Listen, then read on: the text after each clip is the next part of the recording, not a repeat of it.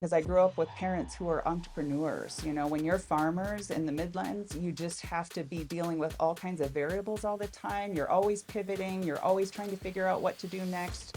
I often tell the story about my mom, and we'd try to fix something on the farm and it just wouldn't work. We didn't have the right tools, we didn't have the money to fix it or whatever. And she would always say, well, that didn't work. What else shall we try? The way I usually describe it is I say we are secretly a learning organization. Being able to walk into a home and feel the feeling of living in a home and then be able to explain that in words and imagery so that the buyer can feel that before they ever walk into a home. That's the magic of storytelling.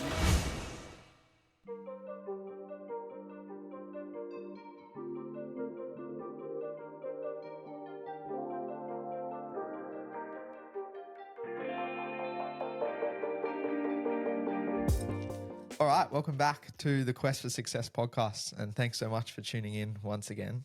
Today, we're incredibly excited because on the show today we have Carla Thompson, who founded Mile High Modern, which is a real estate business out in Colorado. And from what I've seen, it's got a huge emphasis on like artistry and really selling top quality homes with a real story behind them. So I'm really keen to dive a bit more deep into that and understand a bit more about your philosophy. But yeah, really looking forward to having this conversation today. And I had the privilege of meeting Carla at Harvard Business School, and she was one of my very first persons like that I met at in the course, and my first living group members, and someone I really admire, and I learned quite a lot from Carla during that 3 weeks together in our very first session. So she was in my living group, and I always want to have a proper chat with Carla about going a little bit deeper. And this is a great opportunity. And thank you so much, Carla, joining us today. Oh, thank you. Thank you, Jam. Thank you, Dylan, for having me here today. And Jam, we had a good time that first year. We did. We Absolutely. learned a lot together. Absolutely. Yeah. So, Carla, to frame this whole conversation, we really need to talk about one key thing, and that is success, right? So, I want to understand for you, what does success mean to you? Well, definitely success changes over the years for sure as you have different experiences of life. I think when I kind of go back to when I was in my 20s, I do remember thinking a lot about, like, what's a meaningful life? How am I going to have a meaningful life? And a lot of it at that time was going into my values and really thinking about, how will I impact people? How will I impact the world? Um, I was a school teacher early on, so I really did think a lot about teaching and education. And I sculpted sort of an approach to life of, I think I want to be somehow teaching people all the time. And it was sort of my bedrock for success, where I thought, okay, how will I navigate forward and how will I line that up? Um, and then, you have the regular responsibilities of life, things that you want to do. You want to have a family, you want to have an experience, you want to have a career. So those things add up for success as well. But then I think it goes deeper too, as you start to experience life and take on challenges, take on opportunities. You start to kind of ask yourself every day, am I living a life that I want to live? Am I living my days in the way I want to live my days? And I remember years ago, I read a book called, I think it was called The Path. And it asked different questions about how to really think about what matters to you. And from that book and that work, I really kind of came to this place of thinking about each day as a successful day and knowing that you're going to have challenges every day, knowing that things aren't going to go the way you want them to go. But what is it about each day that you're going to say, I've lived really well today and I'm living according to what I desire? So, kind of taking a really macro level look at things when I was younger, but then bringing it down to more of a micro level and trying to understand how to live the life I want to live has been helpful in defining success. But one book, there's actually another book that was really helpful in this way. It was called The Big Leap. I don't know if you guys have heard this book, but it's a really interesting book. And in there, there's a framework that talks about your zone of what's called incompetence, where you're operating. This is when you're doing things you're not particularly good at or don't want to do. Your zone of competence, where you're doing things you have to do, but you really, somebody else could probably do these better. Hmm.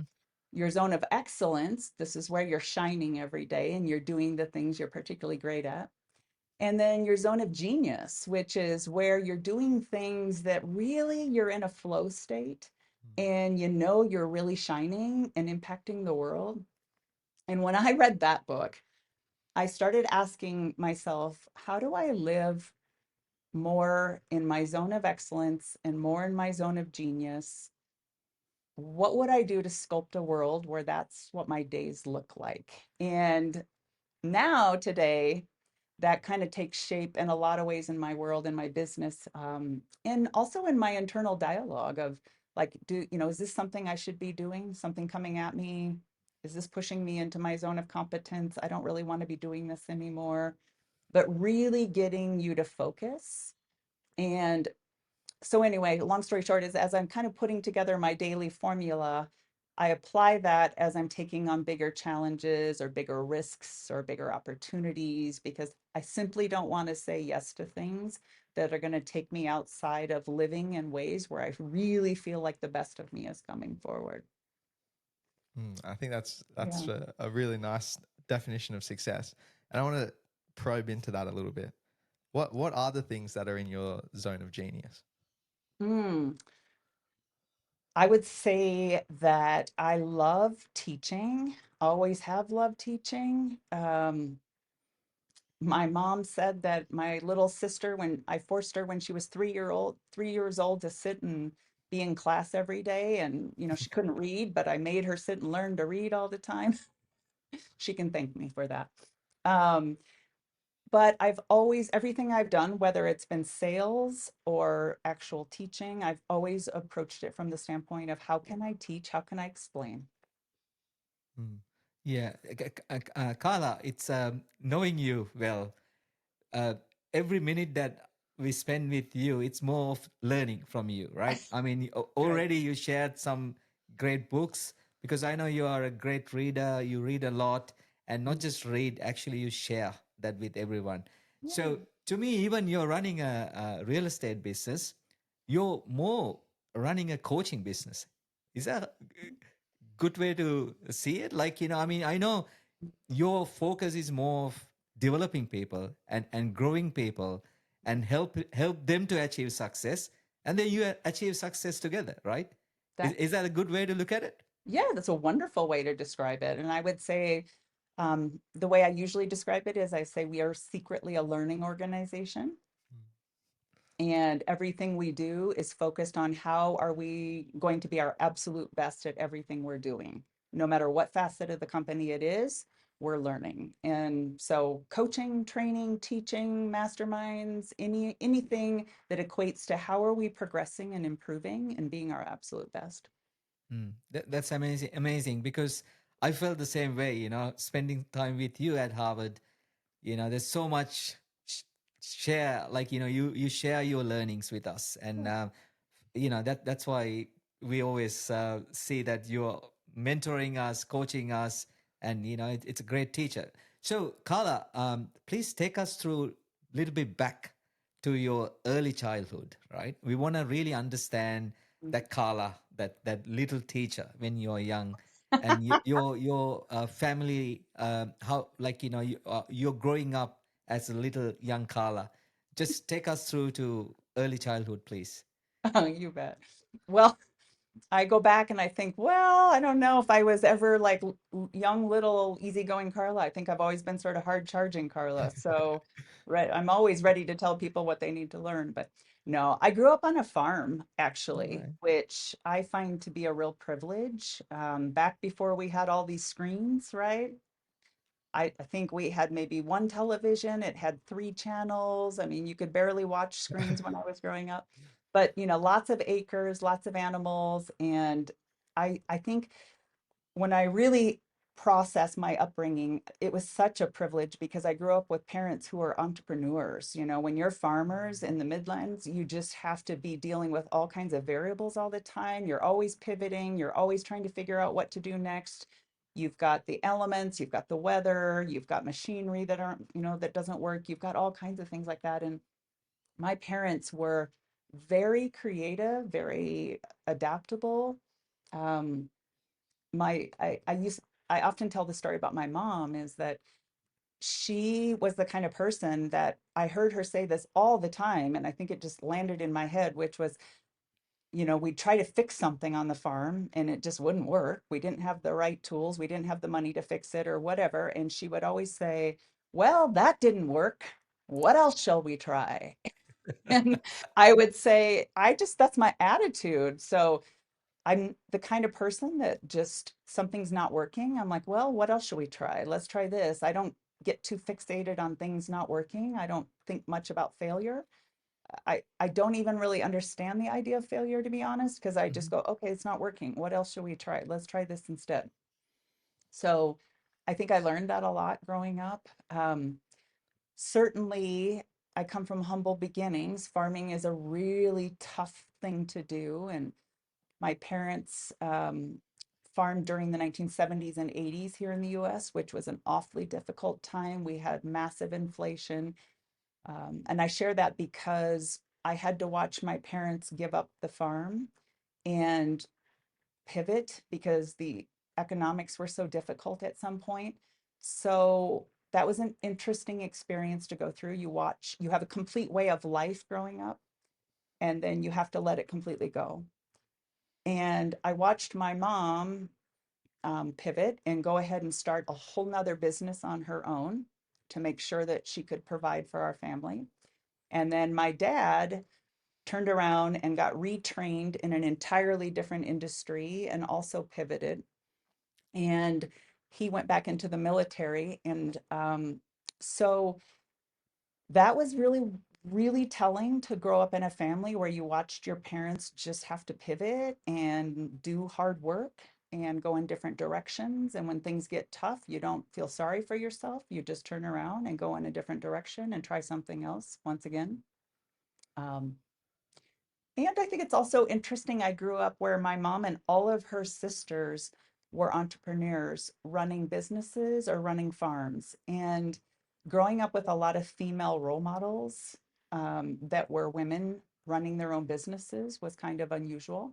I look back on it now and they're all still working and still running their businesses. So I have a lot of women before me who are just really tough women who also understood to do what it takes, you know. Um, so hopefully that gives you some insight into why I'm so hard charging. Hey, sorry to interrupt. I just wanted to ask a massive favor of you guys. At the moment, we're putting a big priority on growing our YouTube channel. So if you aren't already subscribed to us there, if you could head over to YouTube, type in the Quest for Success podcast, or just click the link down in the show notes below, head over to our channel and subscribe to us there. You'll get access to all of our video interviews that we do with our guests. And it will do us a massive favor because it will help us grow the show, which means we can get on bigger and better guests for you guys. And with that, back to the episode. And then where's the link to you getting into teaching? Because I read you were a high school teacher at one point. I did. I went to college to actually I have an English degree, and then I went ahead and got a master's degree in education so I could become a teacher. And I taught high school English for about 7 or 8 years. Um, And I think growing up, it was a combination of, yes, I grew up on a farm. Yes, I worked hard all day long, all the time. When you're on a farm, everybody works. Um, and also from the really early beginning, I had books in front of me all the time. My parents always put books in front of me. And my dad said to me, "You will go to college." And I thought, I don't know, I just knew that growing up. He always said I was going to go to college. And this is again coming from a family where not a lot of people had an opportunity to go to college. And so the expectation was set that school was important, learning was important. I wasn't allowed to miss school ever. Like you just don't miss school. Mm-hmm. And also looking back, what's interesting is that my community was only 500 people in my Oh. whole small community, very small town in Minnesota. And what is so cool about that is you also grow up in an environment where everybody is looking out for you, everybody is watching out for you, everybody is connected to you, you know what's going on with everybody. And it doesn't even matter if people are really different than you are. Like differences weren't a big deal growing up because everybody's part of the community and just that Mhm. respect you have for the community. And I share that because when I would go to school, all the teachers knew me. They all knew my parents. Mhm. Everybody knew what was going on all the time.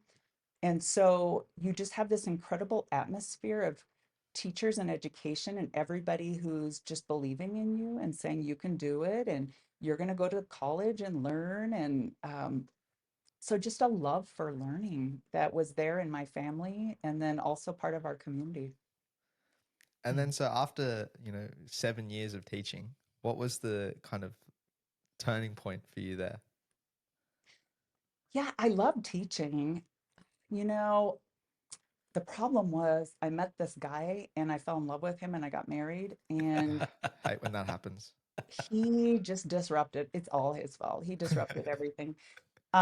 He had this opportunity to take a position out in Washington State, and it was a really cool opportunity for him. So we decided to go for it and move away from Minnesota. And as a result, I had to wait a little while to get into a program to work on my doctorate because I was going to go ahead and learn to how to teach teachers to teach.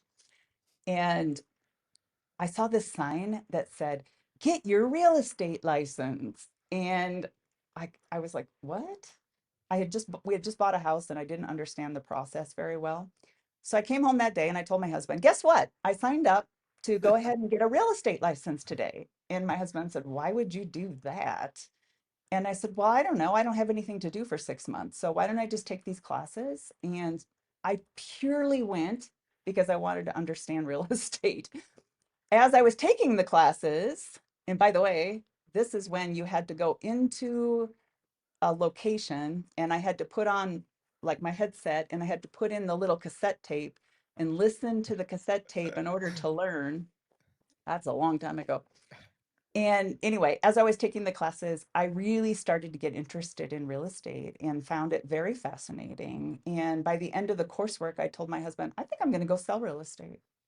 And he thought I was absolutely insane. I was like, "No, I think I will." Yeah. And a week later, I had my license. I joined a real estate company. I met the real estate agents in the office and I said, "These people are absolutely amazing." I mean, when you are an entrepreneur in sales and you are a real estate agent, you have to go find your own business. You have to know everything about how to do the business. They were the most entrepreneurial people. I just said, I found my people and I loved it. And the rest is history. I've been in real estate forever. Yeah, so that's amazing. This is something that we have in common, Carla.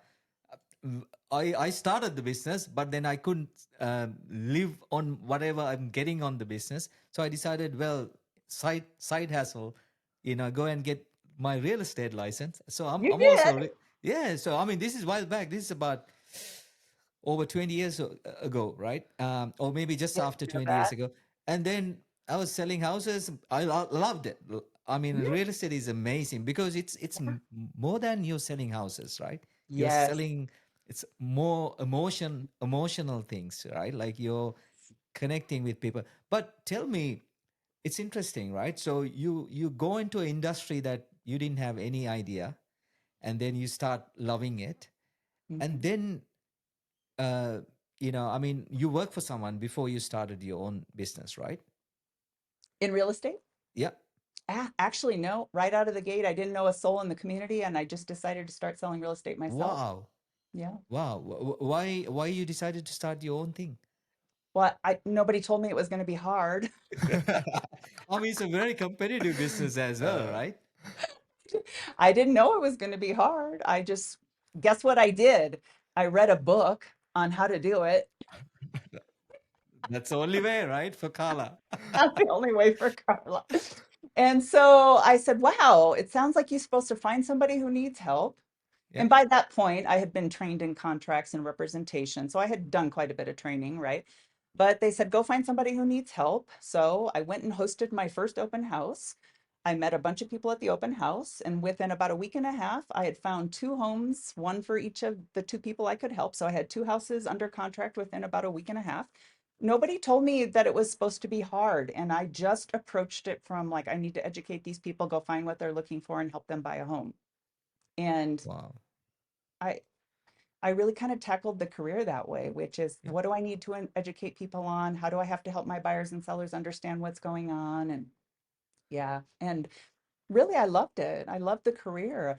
So I sold real estate in the field for about 10 years Uh-huh. and grew what's called a mega team. So you kind of grow a large number of salespeople working for you and loved loved it. Loved the whole experience, loved leadership, loved scaling, loved serving the buyers and sellers, loved everything about it. Okay, Um, that's amazing. So initially you started yourself, and then how did you manage to get other people involved into your business? Well, I think so the part about growing a real estate business is that you have to simply reach a point where you have more clients to serve than you can possibly serve. And when your business reputation gets that strong, that the level of service and quality you provide, then you have more clients, then suddenly you need another sales associate to work for you. And so I always say, you know what, there's not a shortcut. You have to do quality work, you have to work very hard, and then you have to grow it to a point where you just simply have a lot of clients. Absolutely. And Yeah. what do you think is your differentiating factor compared to other real estates out there? Well, now are we talking about Mile High Modern? Are you fast Yes, yeah. forwarding? So in the process of career, just a quick synopsis, I stopped selling real estate. I went and ran a large brokerage. So I ran a company that had about 500 real estate agents in it when I was done. And then I went ahead and started my own consulting company to teach or coach and guide real estate brokerage owners on how to grow their brokerages as well as top teams. And that's how I ended up meeting my partner, Carmelo, that I work with. So that fast forwards to starting Mile High Modern. When we started that company, it was 2019, about little over 6 years ago. And to answer your question, I'm going to say this is how this unfolded is my partner Carmelo and his business partner Peter were selling real estate under the name Mile High Modern that Peter had originated. And when I met them, I started consulting them on how to keep scaling that. And they turned to me and asked if I wanted to open up a brokerage with them since I had brokerage background and I knew how to run a big brokerage. What I said to them was, you know what? I might be interested in doing this if we can really bring the value to the marketplace that I know is missing. And Peter and Carmelo already had part of the formula that I saw missing. Hmm. They had a beautiful focus on artistic representation of properties. They cared so much about really making sure each property was presented in its most beautiful light, whether it was in the preparation of the property, the understanding of the architecture, the design that they would bring to a home, of course, staging, of course, the careful photography and how we would shoot the properties, the narrative, the story that we could tell about how to live in a home. All of these elements were lined up. And because that was so beautiful, I said, if we can scale this, I would like to do this. So, really articulating how the formula was different. And by the way, at least in our industry in real estate, the rest of the industry is going the other direction. The rest of the Hmm. industry is trying to automate everything, trying to make things fast, automated. And so the rest of the industry is going that way. We often say when everybody else is going right, we're going left. And so we focus on the quality. And I said, if we can scale that, I would really love to do that. However, here's what's also missing in the industry there is not a learning opportunity for top brokers to really understand how to bring best performance to the marketplace. There's bits and pieces of new agent training that goes on at brokerages. There's coaching companies out there, but there's not an actual brokerage where we can focus on training, constant training on how to be the absolute best in all aspects of representation, whether it's compliance, contract representation, marketing, or leadership, negotiations, all the things that agents have to do. So that's how we built the formula to differentiate. And it's been definitely working. I mean, we're growing, so it's working, and we like what we're doing. So, yeah, yeah. And you mentioned something there which kind of connected a few dots for me. It almost sounds like what you're trying to do is paint a very like a clear story about each of the properties that you're trying to sell. Yeah. And like, you know, as humans, stories are like is the way that we communicate, right? Mhm. And do you think that goes back to your background in like literature? Yes, it does. Yes, I'm all about stories. I'm all about words. I'm all about writing. I'm also very keen on how to pull out the elements, that make something a beautiful story. Um, and you're right, because it's a lot of the magic of what I think our brand stands for. And, being able to walk into a home and feel the feeling of living in a home, and then be able to explain that in words and imagery so that the buyer can feel that before they ever walk into a home. That's the magic of storytelling. And we do that, we concentrate on it. Our brokers are amazing. They concentrate on it. Our marketing division is incredible at being able to do that.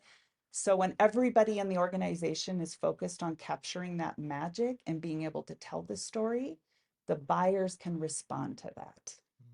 And our sellers know we do that. They can see it, they can feel it.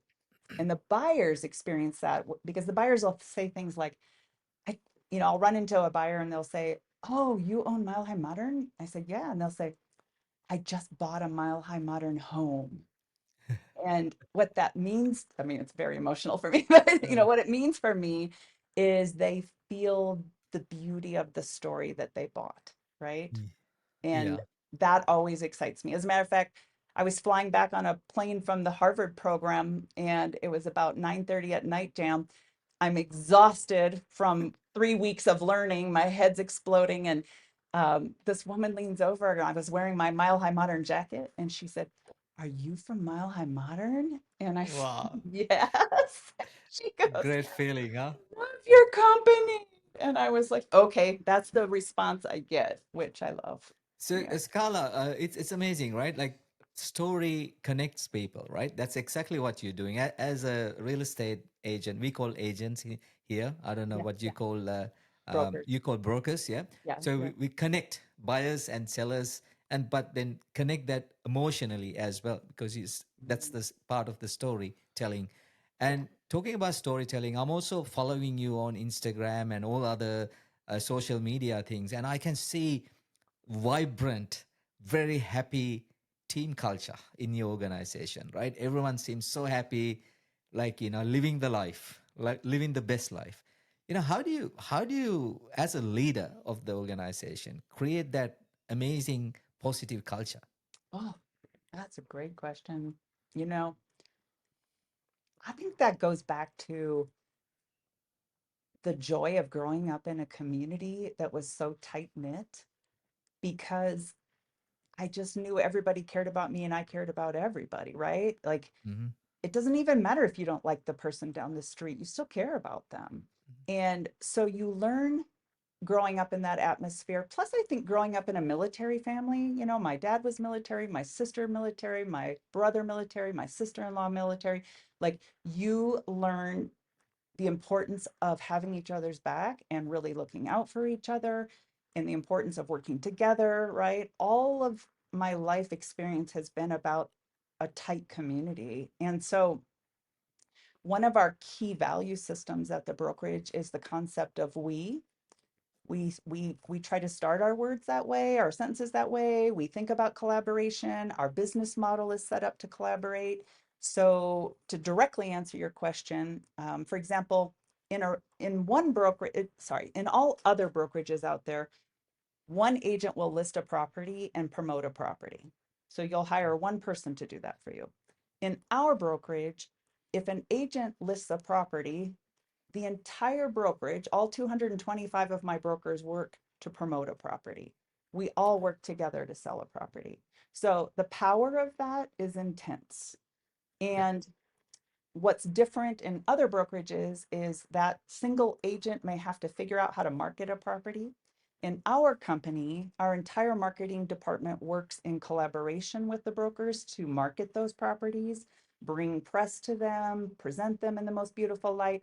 So the entire business model is set up where everybody is forced to collaborate in order to Mhm. get the result we want. And I say forced because real estate brokers are independent contractors. They could go Yep. work for any company they want to. But All if right. they're going to work with us, they must follow our processes in order to collaborate and get the best result possible. So that was a very intentional decision from the beginning to say, how will I construct this business model in order to make sure that we have a we culture, not Mhm. an I culture? Mhm. Mhm. And that's, kind of deep in my heart. With the learning part, for example, we run masterminds weekly. And a All right. mastermind, Weekly. yeah, weekly. And that's in itself a very collaborative event where you're learning from each other. We present content, things that everybody needs to know. We talk about implementation, people share best practices. So the agents or brokers within our company are used to the idea that we help each other. We just simply help each other constantly. And that started with a lot of business decisions from the beginning, a lot of, how we constructed the model. Hmm. That's amazing. So, Mhm. so Carla, I know you're as a leader, you're continuously investing your time to teach people and get their best selves, right? Mhm. And when you're doing that, I mean, you've done that from your teaching days to even now, right? And are you learning anything when you're Oh, doing that? yes, I learn all the time. Oh, that's such a good question. Jam, I have so many smart people at my company. I have 225 brokers and 30 team members that if I can't figure out how to get ahead of this group, they'll be just saying, Carla, teach me, teach me, teach me. So I am always learning and I love it. I just absolutely love it. I love that my brokers will say they want to learn about something. And I'll say, great, let me shortcut that for you. I'll go read about it and I'll bring the information back to you. Or let's facilitate learning around that, right? So I just feel like I'm constantly learning and moving very quickly all the time. Yeah. So you're a teacher and same time you can be a student as well. Oh, yeah, I'm always a student. And I learned so much from the brokers and from my team members too. Like Yeah. they're always learning. So they're sharing ideas and challenging things. And I mean, as an example, we did a mastermind not too long ago where I said, hey, everybody, tell me how you're using ChatGPT right now. Mhm. And, quick fire rounds. Everybody shares their ideas. What are you doing? What are you doing? What are you doing? I mean, I walked out of there in 20 minutes and I was like, all right, I have some new things I'm going to go do. Mm, So I love it. Mm, mm. Yeah. And I suppose real estate is a lot about selling as well. Do you have any key tips for like improving sales? Oh gosh. Well, okay. So my number one thing I'll say about sales is this, which is selling is a process of guiding people to make decisions that are in their best interest. mm-hmm. Okay. So we think of sales sometimes as the old-fashioned way of like schmarmy sales when people are trying to get you to do something you don't want to do. That's terrible. Great sales is actually about leadership. So, Mm-hmm. if you want to be a really great salesperson, work on being a really great leader. Because when you learn how to lead well, you are really helping people make decisions that are in their best interest. Okay. That's my number one tip. Number two is practice the different ways that you would lead people. Not everybody can be led in the same ways. So we know this if you have children, you don't lead your children in the same ways. Mm-hmm. Every relationship, actually, here's the truth. Every relationship you have, you're selling. You're Yeah. trying to sell your spouse on going on a vacation where you want to go. That was my 11 o'clock conversation today. I think I won. I think I got him to believe it's in his best interest that he should go to Belize with me. All right. So, but we're always selling. And if you have children, you become a very good salesperson because you're like, listen, this broccoli, it's really better than the cookie. Okay. So you really have to practice that. And a lot of people don't realize they're always selling. You're always selling. Everybody's Mm, always selling. that's very true. Yeah. I like that one. Yeah. I also, selling, right? I mean, again, when you're selling, it's a transaction as well, right? But we got to look at more than a transaction, right? How can that become a more like, the buyer, because you have to sell to buyer. They got to feel like you're working for their best interest, right? And then, Absolutely. yeah, so you're working together to achieve something, like you're solving a problem together, Yeah. not like you're in one side and then they are in the other side. So as long as you are understanding, understanding their problem, understanding where they what how they want to live their life, and if you can fit in, it's like we are in the same team, right? So it's like, yeah, it's pretty much what you shared, but I just want to highlight as well, I mean, as you know, like, we love doing sales, both you and I and many other people, but it's not about just win one way. It's a win-win, right? Yeah. It has to be a win-win. Yeah. I Yeah. mean, that's exactly it, Jam. And selling, when I really think about selling in the brokerage world, there is no such thing as I'm going to pull one over on somebody. Sales doesn't work like that. Yeah. Real estate sales it's very complicated and it's about guiding people, helping them figure out things, being educated, helping them make the best decisions for themselves. It's truly a leadership process. And Mhm. so, yes, we kind of wrap it up into real estate agents or salespeople, but you really have to redefine what a salesperson means because it's so much more than that. And as you said, Jam, it's caring about what's important to them. In real estate in the US, we're guided by something called fiduciary responsibility, which Mhm. means we must, as an oath, put the client's needs above our own needs. And I love that because it's exactly how we operate. And it's, like, listen, constantly focused on what's right for this person and helping them figure out what's right for them. Right. And so it's hard to whittle that kind of complexity down to the word sales, Mm. you know? Yeah. Yeah. And you mentioned something a little while ago, which I've been mulling on for a little while as we've been talking. You mentioned that a lot of your competitors are going down the route of automation and trying to streamline processes and things like that, whereas you're going the other way and really taking the time to tell that story. Mhm. How do you compete with them? Because for me, it's like automation is highly scalable, and there's so much more effort and work that goes into. I totally agree with you. I think more effort should be put into really making something beautiful and enhancing that story. But how do you compete with that quick to market and your kind of deeper approach? Jay, that is just a profound question. You guys are good. Man, that is so good. Well, it's interesting, right? Because what is the problem you're trying to solve in real estate?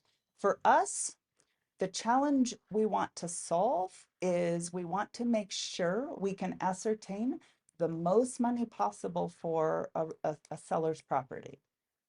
And if that's the case, right, we want to make sure we're maximizing value for their beautiful home that they have put so much time and effort into.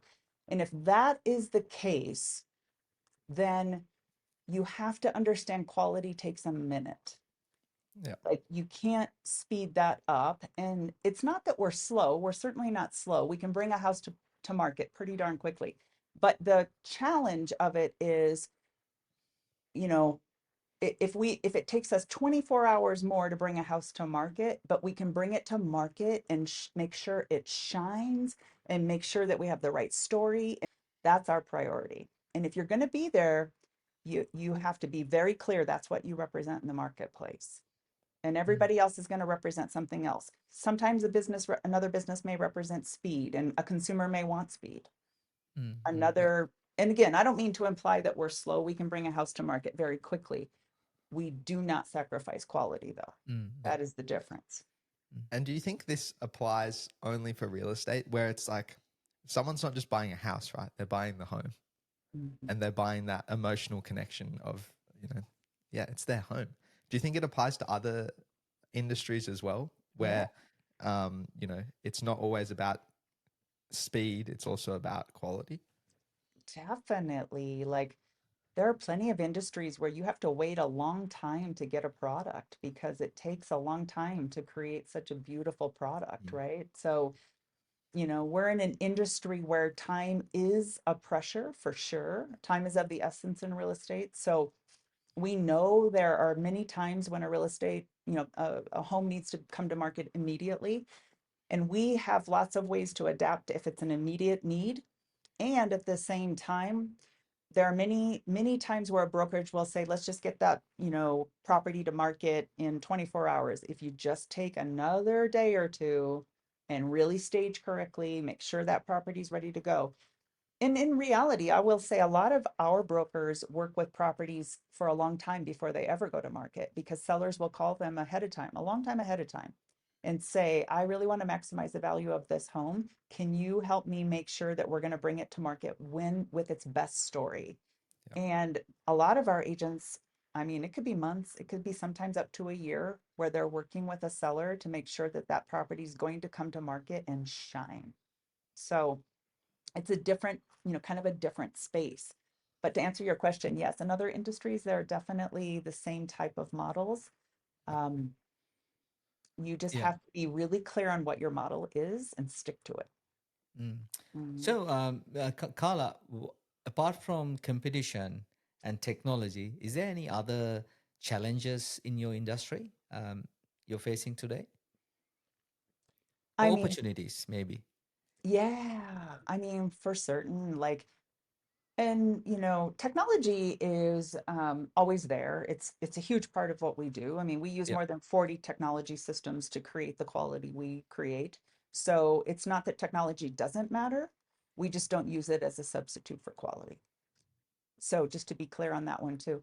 Our industry is for sure in the middle of a lot of changes, just like a lot of industries probably are, but the definite changes have been just economic, but that's affected every industry. Inflation has been tough. Um, we had one of the fastest interest rate hikes about a year ago. I think that was the Hmm. fastest hike in 40 years. Hmm. So, in an industry that could have put complete brakes on the industry, but fortunately, the industry adjusted quickly. Our brokers adjusted quickly. We figured out how to guide our clients.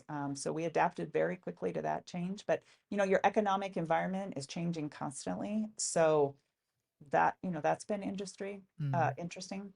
Mm. Um, Uh, mm. yeah. I guess all the challenges also bring opportunities. As you're an entrepreneur, you know that quite well. Yeah, that will affect the industry, but the businesses are stronger, have a great leadership, great mindset. They always thrive, right? So Yeah. I'm sure. I mean, that's I want to go back to a little bit more onto leadership, because I know that's something really you have interest, Mhm. and you're very good at it.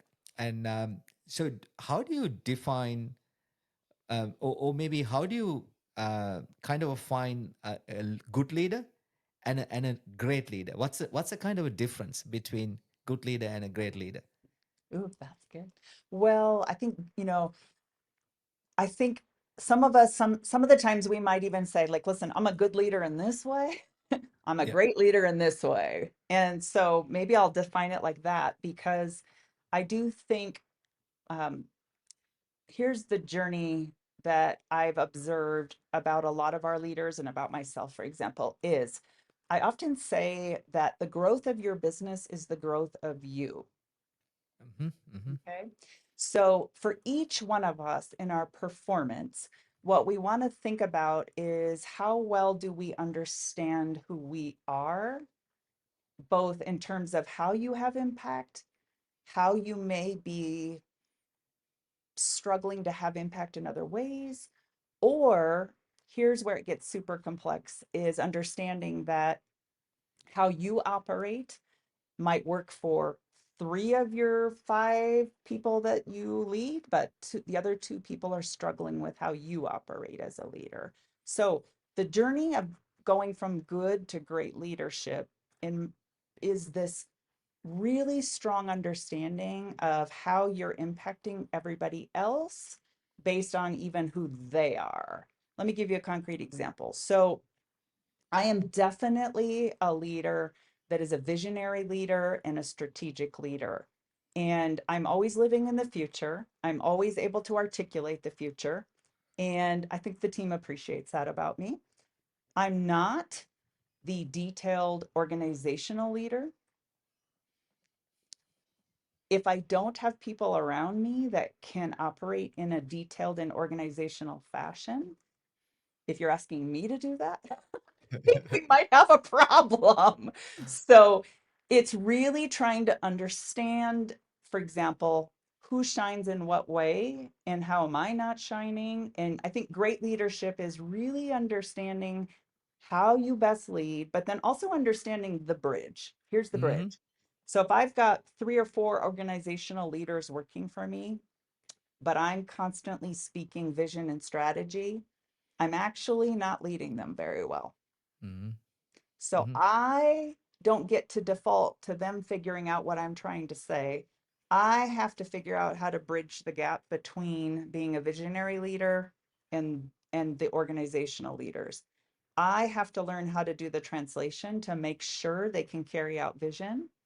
They're part of the vision, they have a voice, all those things you want to have done. So to really understand your style of leadership that has allowed you to lead at the highest levels, but then understand that not everybody's having the same experience of you Mm-hmm. and being reflective about how to adjust enough to bridge the gap between their style and your style. Mm-hmm. And how do you learn that translation? Is it do you have to is it like a almost empathy? You have to put yourself in their shoes and try and figure out like connect the dots. How do you do that? Because I think that is a key a key takeaway is lots of people are like have their own leadership style, but then when they try and communicate it, it gets lost in Mm-hmm. that boundary layer. So Yeah. how do you bridge the gap? I love different types of personality assessments, not because any one of them is completely accurate or perfect or any of that. But what I love is that it gives you a language to understand each other. So, for example, I'm a certified practitioner of the Myers-Briggs assessment. And what that means is I can take a Myers-Briggs assessment and know my type. I'm an ENTJ for anybody listening who understands this world and loves it as much as I do. Um, and I can know, for example, that if I'm leading an ESTJ, that ESTJ profile is going to be incredibly detailed, cross every T, dot every I. So if I'm working with somebody who's that style, and I say something like, let's go ahead and put on an event coming up in April, I'll speak to the nature of the event. This is the kind of event we're going to put on. It's going to be a tour of our luxury homes to make sure that the public understands the beauty of all of these homes, right? I can speak to a result, I can speak to an end product I want done, and then I'm ready to move on. However, my ESTJ or my ISTJ profile will need to know all the details of expectations. What is the budget you would like for that? What is the exact date that will work? What time of the day should we host it, right? Who should be invited?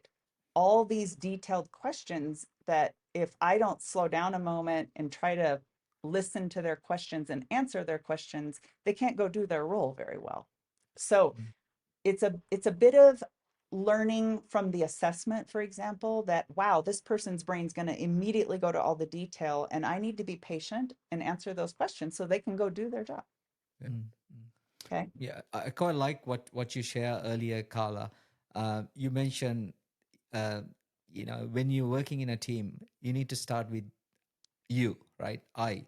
So I mean, we are going through. I mean, something that you confirmed as well, because that's something that we are trying to work in our business planning session. Actually, change the name of business planning into business transformation, Ooh, because that's good. uh, so I told my team, if we want to transform our business, we need to start with you first. If you don't transform ourselves, you can't transform the business, right? It's all about, yes, we are talking about the team, but team is all about so many of us together, right? So we need to get our mindset change. And so something you confirm, which is really good. I think I'm in the right direction. I love it. That's so good. Yeah. Neat. And by the way, I'll say, there's lots of assessments. It doesn't have to be the Myers-Briggs. I think in the course of my leadership history, I've probably taken 20 different assessments, and each one gives you a little different information about yourself and how others see you and how they interact with you. So just a lot of trying to understand that, having my team members take assessments, right? And I do want to say one moment about adaptability is that most of us, we're either right-handed or left-handed. Very few people are both. Hmm. So let's say I'm right-handed. Most of the time, I'm going to be successful if I'm operating in my natural zone of how I behave, which is using my right hand. There are times, though, where I can start to develop some ability to write with my left hand, but it's awkward, it hurts my Hmm. head, it's frustrating, right? So most of the time, you want everybody in your organization really writing with their dominant hand. And you need everybody to understand they need a little bit of flexibility with the other hand to be able to bridge between the worlds. And when you start thinking about that in terms of leadership, you start building a team where team members start to appreciate each other's differences, work with each other's differences, and the efficacy of the whole team goes up dramatically. Okay. Yeah, I think that's a great point. You mentioned there that you are the visionary, the future thinker. Mm-hmm. What's next for Mile High Modern? What's next for you? Oh, love it.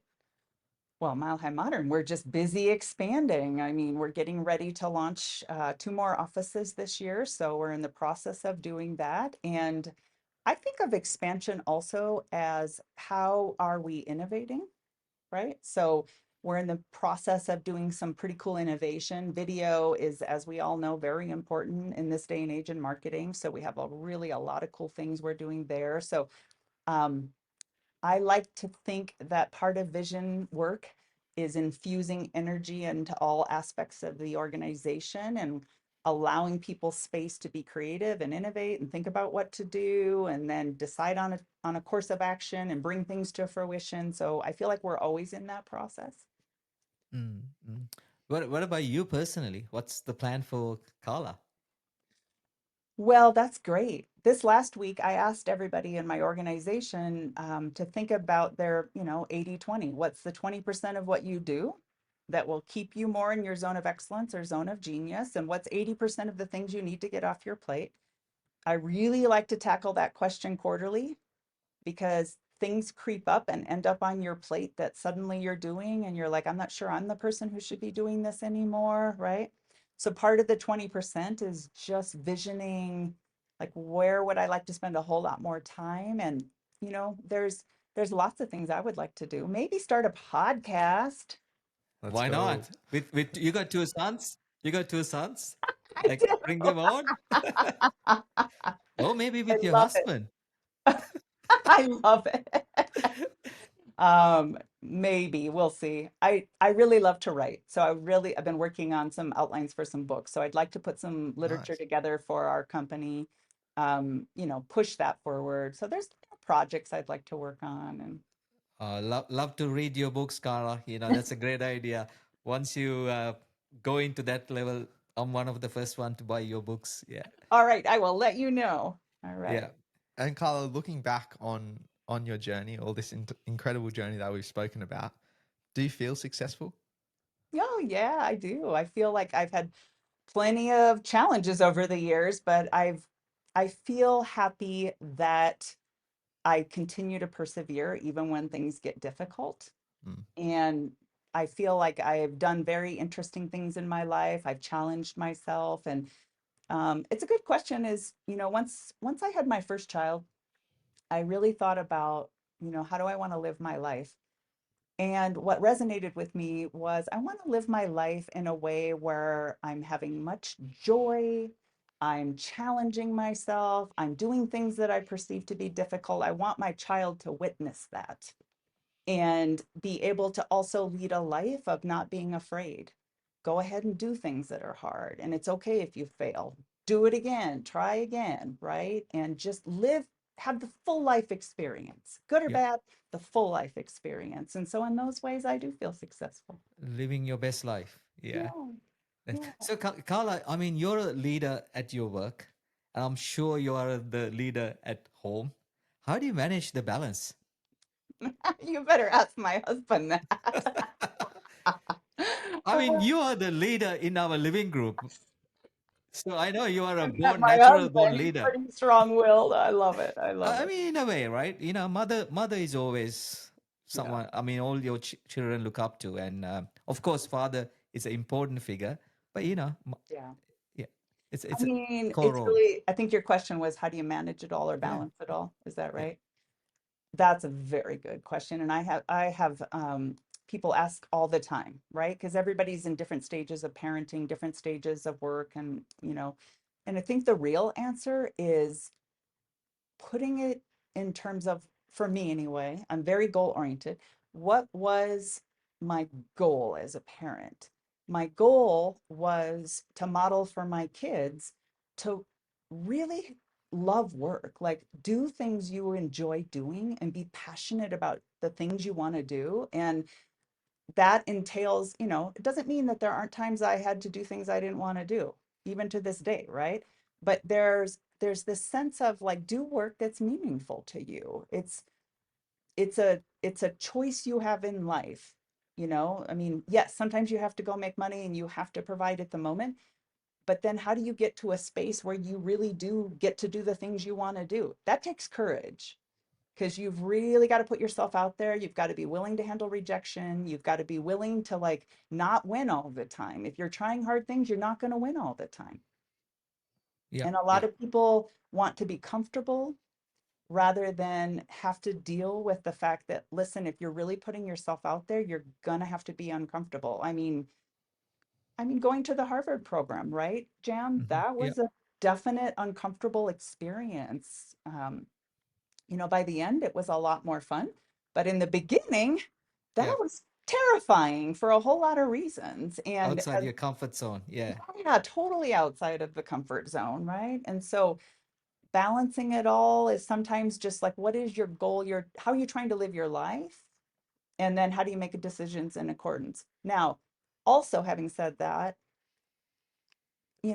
some things are sequential, some things are priority.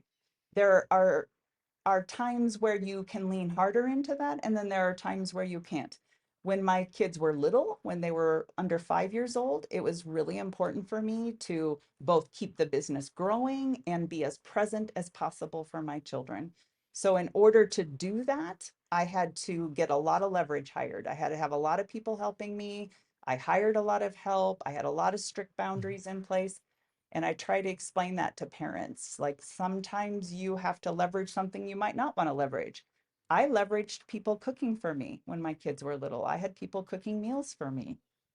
I didn't have the time to cook meals because I was also running a business. So yeah. there's times and kind of sequencing to things. Starting a business when my kids were still in middle school is when we started the business.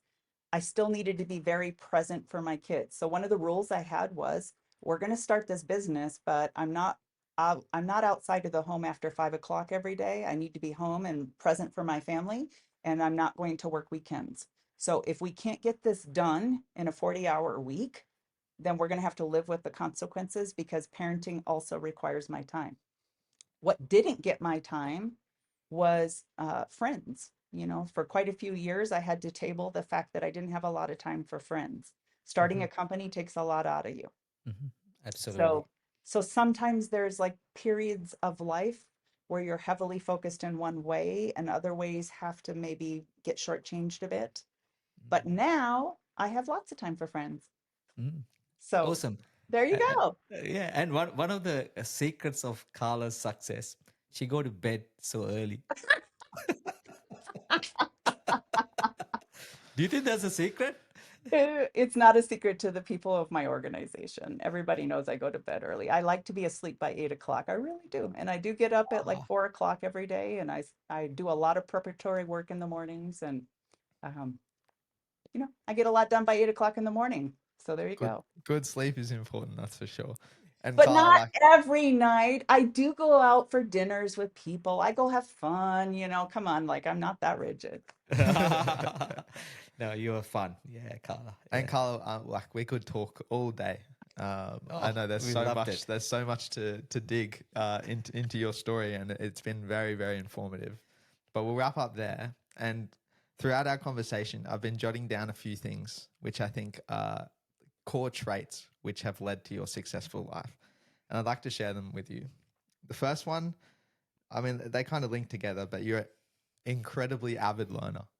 Like, you go out, you read a lot of books, you're learning from the people that you work with.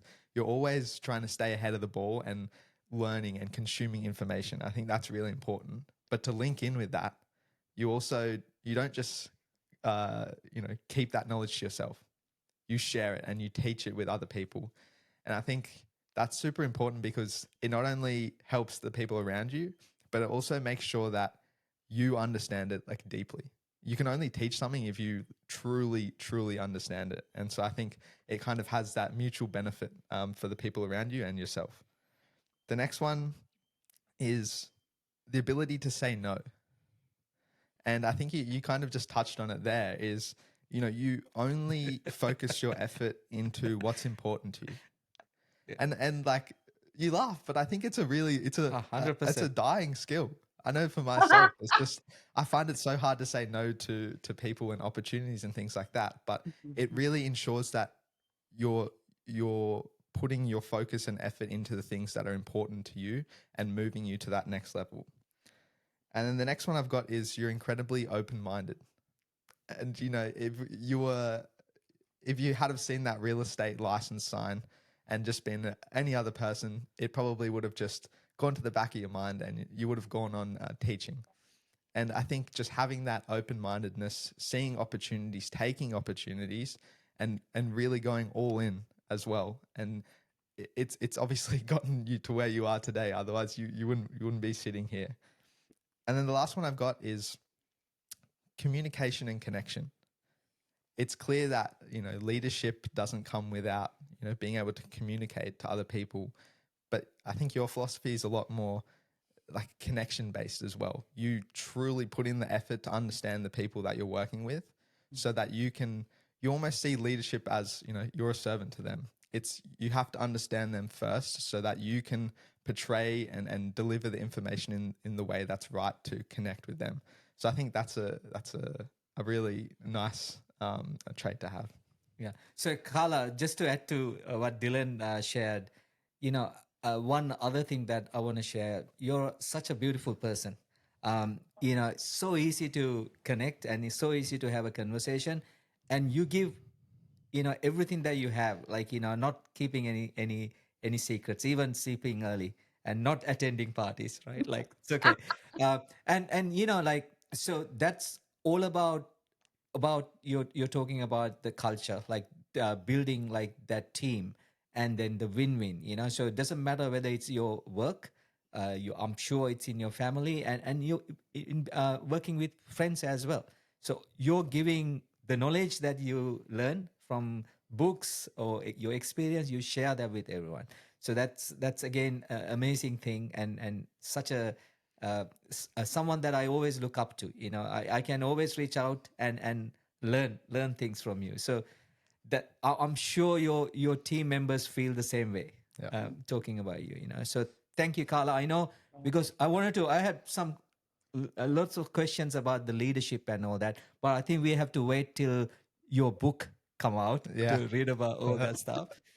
But this is a wonderful conversation, and I loved every minute. Yeah. Thank you so much. Thank And you to you both. This was so fun. And it's so wonderful the way you have taken this to such a high level, this podcast. And Dylan, your summation at the end is just so lovely. I mean, really, that was very nice. So thank you both. You guys are awesome. You're doing so great. Thank you.